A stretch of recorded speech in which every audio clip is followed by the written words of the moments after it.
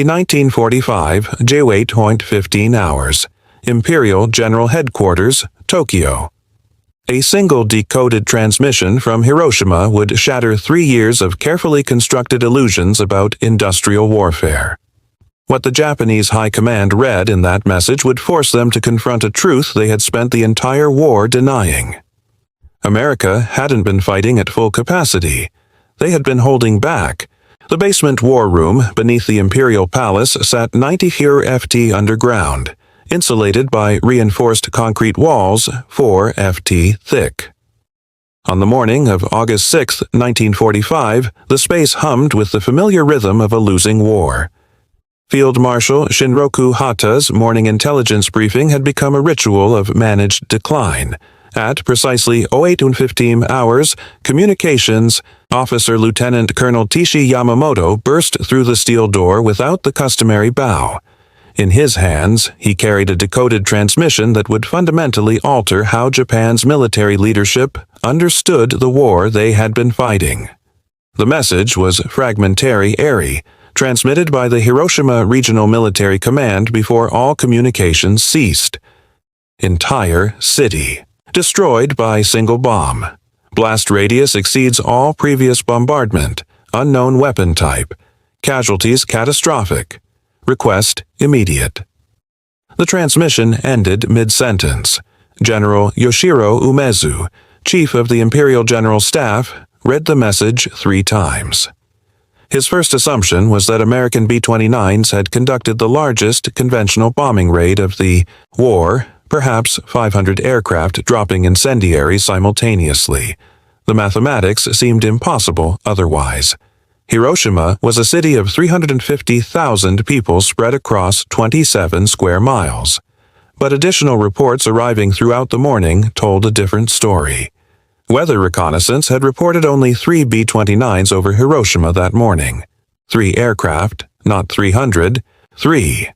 Admiral Sumu Toyota, Chief of the Naval General Staff, stood at the massive wall map tracking every known American military asset in the Pacific. His intelligence staff had become exceptionally skilled at predicting American operations. They knew bomber formations, typical ordnance loads, and expected damage patterns. Nothing in 3 years of air war suggested 3 aircraft could destroy an entire city. By 10 Howard hours, reconnaissance flights attempting to reach Hiroshima reported something unprecedented. Pilots described a mushroom-shaped cloud rising over 40,000 ft, visible from 150 meters away. The cloud glowed with colors they had never seen, purples and oranges that seemed to pulse with internal light. Foreign Minister Shigenori Togo received the first eyewitness account at 11:30 hours from a railway official who had been 15 miles outside Hiroshima. The man's testimony, recorded by Togo's secretary, described a flash brighter than 1,000 suns, followed by a pressure wave that knocked trains off their tracks. He reported that the entire city center had simply vanished, replaced by a firestorm visible from the mountains. The afternoon meeting of the Supreme War Council convened at 1400 hours in complete silence. Prime Minister Kanaro Suzuki, who had survived multiple assassination attempts for even suggesting peace negotiations, read the accumulated reports. His hands trembled slightly as he placed the documents on the table. "Gentlemen," Suzuki began, "we must consider what this means." General Korochika Anami, the Minister of War and the most ardent advocate for continuing the fight, spoke first. "American propaganda. They want us to believe they possess weapons they do not have. Hiroshima was destroyed by conventional bombing, and they are using deception to 3 aircraft." Admiral Toyota interrupted something he would never have done in normal circumstances. 3 aircraft Anamian Sun. Our radar tracked them. Our observers watched them. 3. The room fell silent as the implications settled over them like volcanic ash. For 3 years, Japanese military doctrine had been built on a single premise. American industrial might could be overcome by Japanese spiritual strength and tactical innovation. The Americans could produce more ships, more planes, more tanks, But Japanese forces would fight with such ferocity that American casualties would become politically unbearable. This calculation had guided every decision since Pearl Harbor. When American industry produced 300,000 aircraft, Japan's leaders told themselves that Japanese pilots, though outnumbered, would fight with 10 times the spirit. When American shipyards launched cargo vessels so quickly that they outpaced German U-boat sinking them, Japan consoled itself that American sailors lacked the warrior's heart. But a single bomb that could destroy a city suggested something far more troubling. It suggested that American industrial and scientific capacity had reached levels that made Japanese resistance not merely difficult, but meaningless. It suggested that America had been developing weapons in secret while simultaneously fighting a two-ocean war. It suggested that everything Japan's military leadership believed about the nature of modern warfare was obsolete. Intelligence officer Colonel Hideaki Sato presented the afternoon's analysis at 1600 hours. His team had been calculating American industrial capacity since 1941, and their numbers had been consistently, terrifyingly accurate.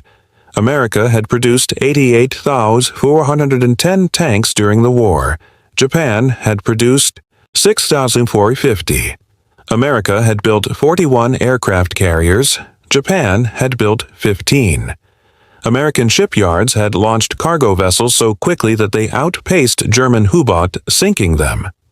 But Sato's new calculation suggested something that fundamentally broke their understanding. If he said, voice barely above a whisper, if the Americans can destroy entire cities with single bombs, then they possess scientific capabilities that render numerical comparisons meaningless. They are not fighting the same war we are fighting. Foreign Minister Togo added what everyone was thinking, but no one wanted to say. And if they have one such bomb, we must, August 6th, assume they have more. The Japanese understanding of American power had been shaped by a series of carefully constructed beliefs that began long before Pearl Harbor. These beliefs, documented in countless staff meetings and strategic assessments, would all collapse within days of Hiroshima. But to understand what the High Command finally realized, one must first understand what they had convinced themselves was true. In November 1941, Admiral Ianoku Yamamoto, commander of the Combined Fleet, had provided the most accurate assessment of American industrial capacity that any Japanese leader would offer during the entire war. His warning, recorded in Naval Staff minutes, was explicit. I can run wild for 6 months or a year, but I have utterly no confidence for the second or third year. Yamamoto had lived in America. He had studied at Harvard and served as a naval attaché in Washington. He had toured American factories and witnessed the industrial infrastructure firsthand. His calculations were not based on hope or nationalist fervor, but on cold mathematics. America's steel production alone exceeded Japan's total industrial output. American petroleum reserves were effectively unlimited compared to Japan's precarious dependence on imports. But Yamamoto's warnings were systematically ignored by the very staff now sitting in the underground bunker contemplating Hiroshima's destruction. The Army's strategic planning documents from 1941, recovered from archives after the war, revealed the alternative narrative that military leadership had embraced. American industrial might would be neutralized by 3 factors. First, distance. Japan's conquests would secure a defensive perimeter so vast that American logistics would collapse under its own weight. Every ship, every aircraft, every bullet would need to travel 5,000 kilometers across hostile ocean before reaching combat. Japan could sustain its forces from nearby conquered territories while America exhausted itself in futile supply chains. Second, morale.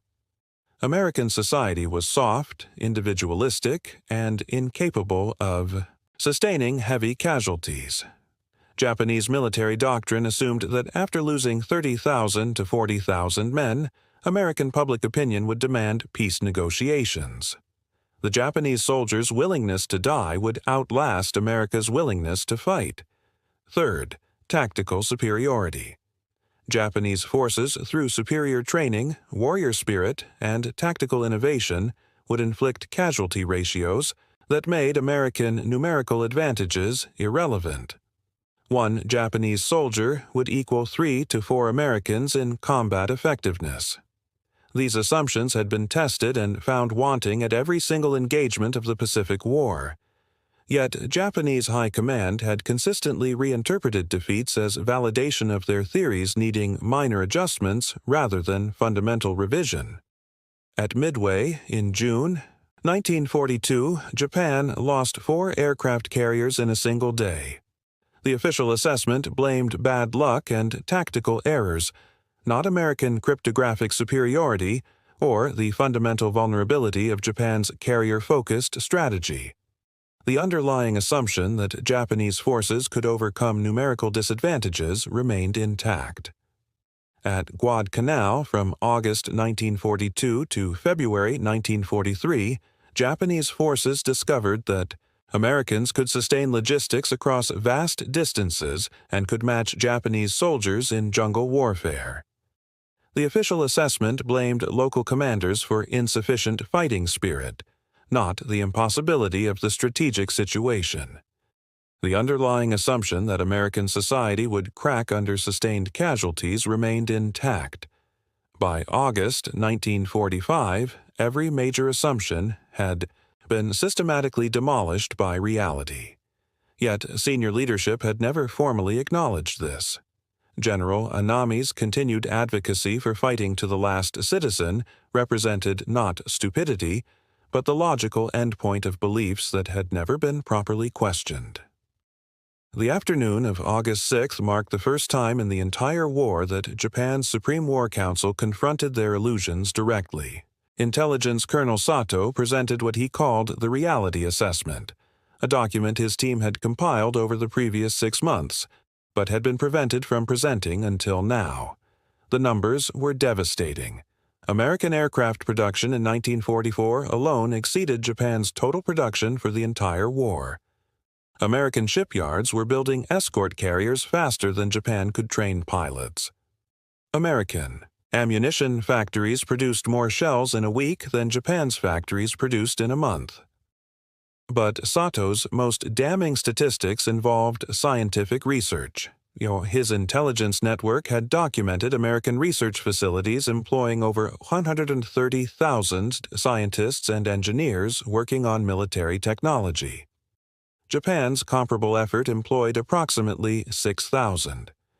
American research universities, Harvard, MIT, Berkeley, Chicago had larger physics departments than Japan's entire scientific community. The atomic bomb, Sato explained, required facilities that we could not have built even if we had known how. The Americans constructed entire cities in secret: Oak Ridge, Tennessee, Hanford, Washington, Los Alamos, New Mexico. These facilities consumed more electricity than major Japanese cities. They employed $130,000 workers. The Manhattan Project cost $2 billion, more than Japan spent on its entire war effort in 1944. Foreign Minister Togo asked the question that would echo through subsequent war crimes trials and historical analysis. How could we not know? Sato's answer was uncomfortable but accurate. We knew, Foreign Minister, our intelligence services reported on American industrial expansion continuously. We intercepted communications about large-scale secret projects. We documented their scientific recruitment efforts, but every report was dismissed as exaggeration or propaganda. We chose not to know because knowing would require acknowledging that we could not win. Admiral Toyota added his own bitter assessment. The Americans, he said, fought this war with one hand tied behind their back. They fought Germany and Japan simultaneously while developing weapons we cannot comprehend. They produced more war material than we thought physically possible while maintaining their civilian economy at levels that exceeded peacetime production. They are not merely stronger than us.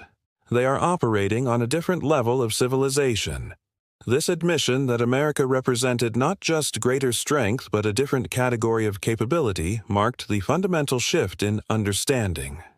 For 4 years, Japanese propaganda had portrayed Americans as materialistic and weak, dependent on machines because they lacked spiritual strength.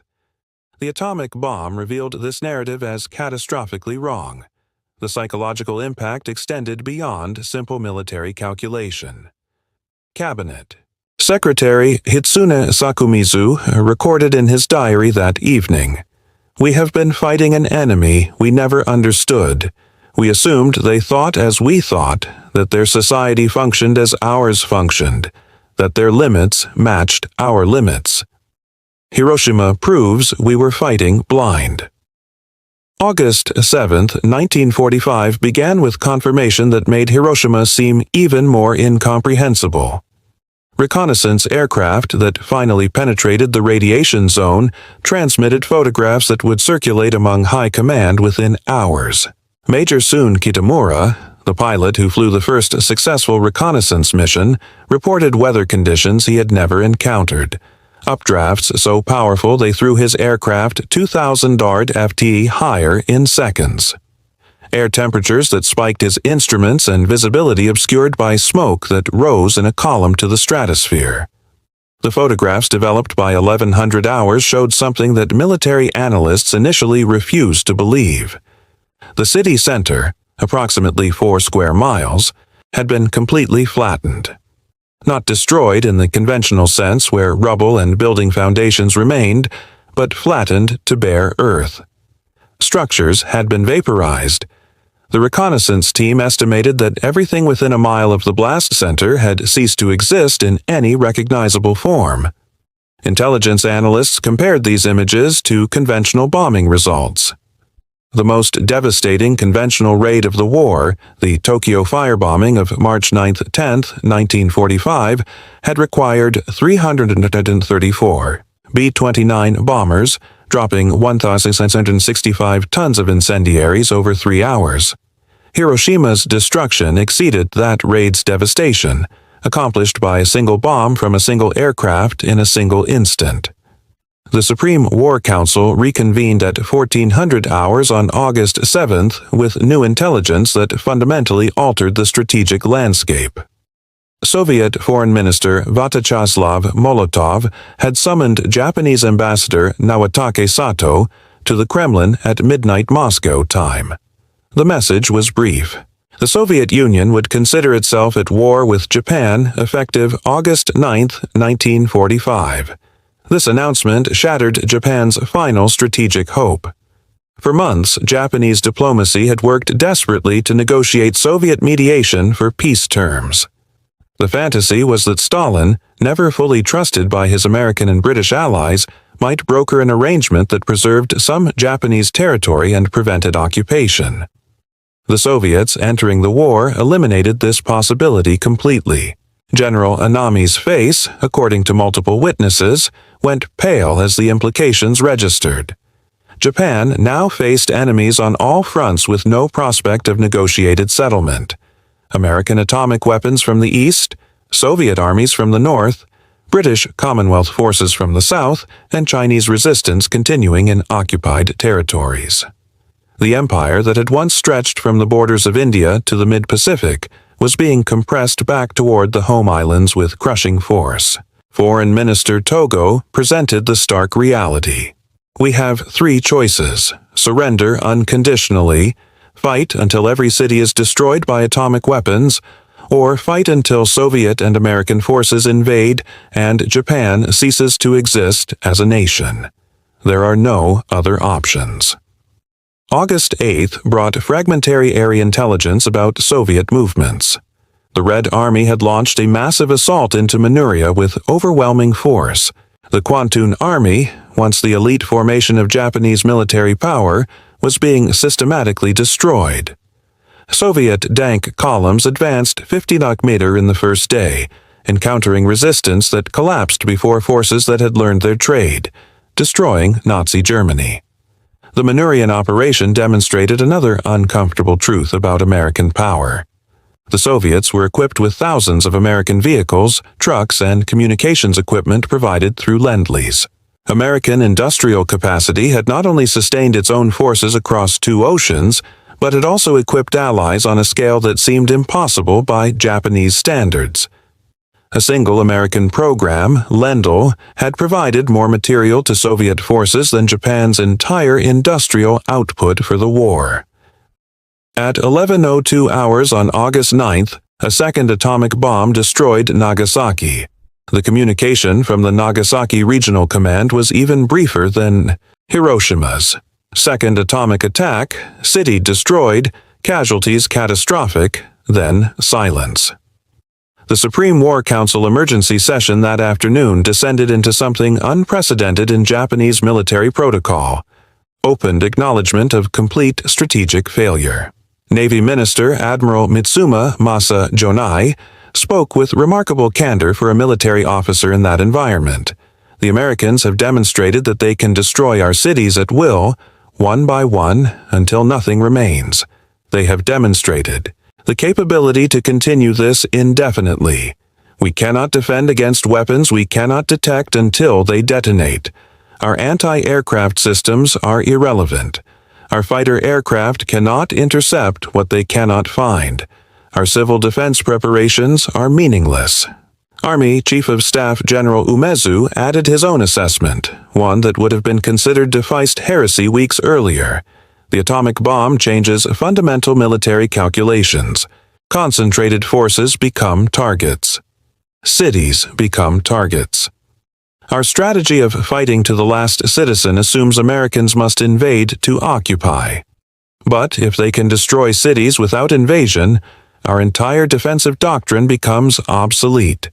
They can simply eliminate Japan from existence without ever setting foot on our soil.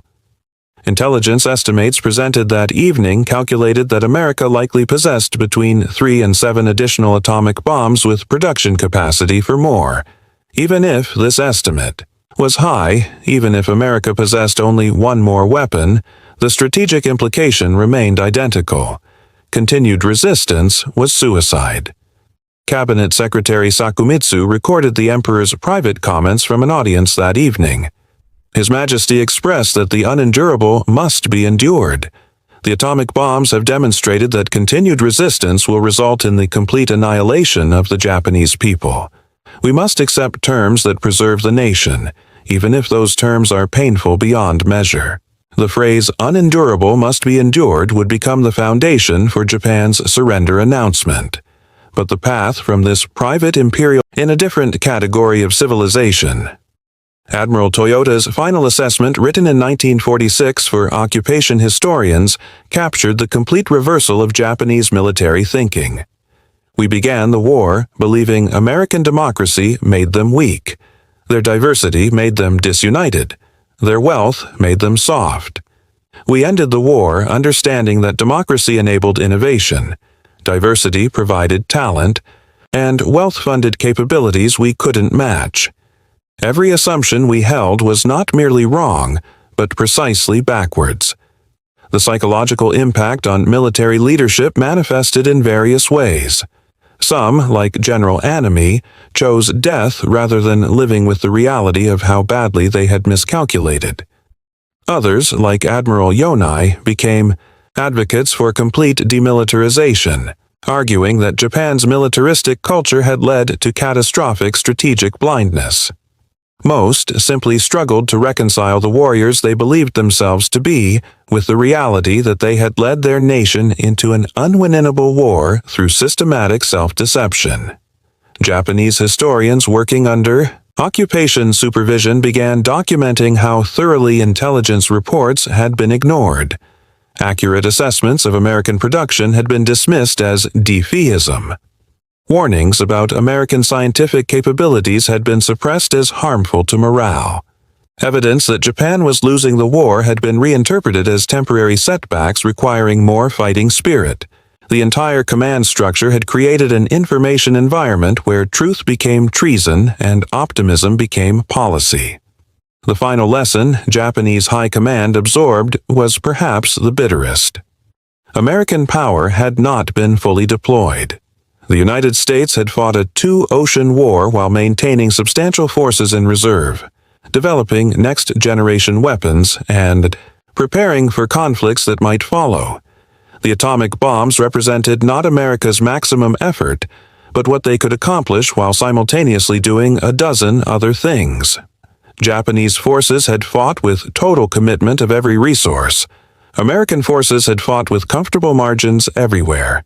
By 1947, when American occupation, officials conducted comprehensive interviews with former Japanese military leadership, the transformation was complete. General Umezu's testimony to occupation historians summarized what Japanese High Command had finally understood. We lost because we never understood our enemy. We attributed to them our weaknesses. Limited resources, narrow, industrial base, inflexible thinking when they possessed the opposite. We believed our own propaganda when we should have believed our intelligence services. The atomic bomb was not the cause of our defeat. It was the final proof that we had been defeated from the moment we started fighting an enemy we never truly comprehended. We learned too late that courage cannot defeat chemistry. Spirit cannot overcome steel. And determination means nothing when facing an enemy who possesses both determination and 10 times your capacity to give it physical form.